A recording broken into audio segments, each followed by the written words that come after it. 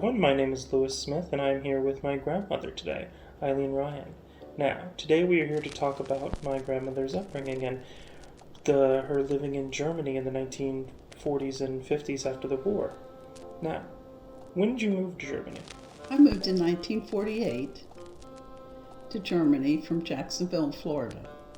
My dad was in the Army, and he had just been promoted to first lieutenant, and it's the first time I'd ever been on a ship. How was the ship? What was it like? It was a World War II battleship converted to bring Army, Navy, Air Force dependents from the United States over to Europe. How long was the trip? As I remember, it was about a week to get there. The accommodations were very basic, just like the seamen that fought in World War II. Mm-hmm. It wasn't a pleasure ship, it was a utilitarian ship. Was it at least not like, did you like the waves? Did the sounds of the ocean ever soothe you, or were you more scared? Or? I really wasn't scared. My mom and dad were with me, and the Navy seamen who were taking care of the Army dependents and the people that were being transported were very nice.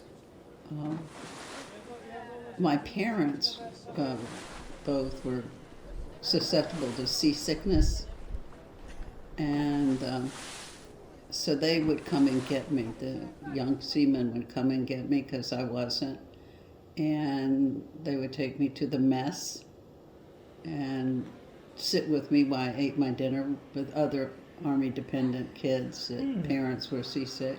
That's cute. And the chairs were locked down, the trays were bolted down, and we were being transported in February, which is a very rocky time to be out to sea. We were not allowed part of the trip to even go outside because we could be washed overboard. How was Germany once you came over? Like, what was it like? Well, the war had just ended in 1945, so there were still bombed out buildings. Yeah. And there was the eastern side of Germany, which was all controlled by the Russians. But there weren't enough quarters for people to live, so the Army gave my dad a stipend, and we rented a house in a German neighborhood. Was it peaceful there? Like, did you like living in the neighborhood? I loved it. And because the Germans didn't have enough economy, a lot of them put themselves out as maids and drivers. So my mother didn't drive at that time in her life. And I played with just German kids because our house was in a German neighborhood. And I learned to speak German fluently. And went to a German neighborhood school because I could speak it, and went to kindergarten, first grade. The Army set up bus tours on Army troop buses where you could go to Berlin and go to the Brandenburg Gate, which was the separation between East Germany and West Germany.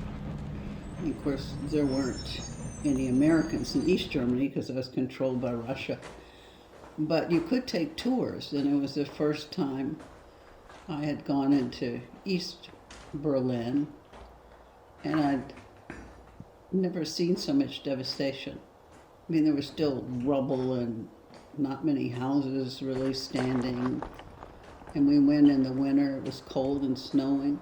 It's the first time I saw Russian soldiers with guns, and the different tour places we went to, different important places in East Germany history.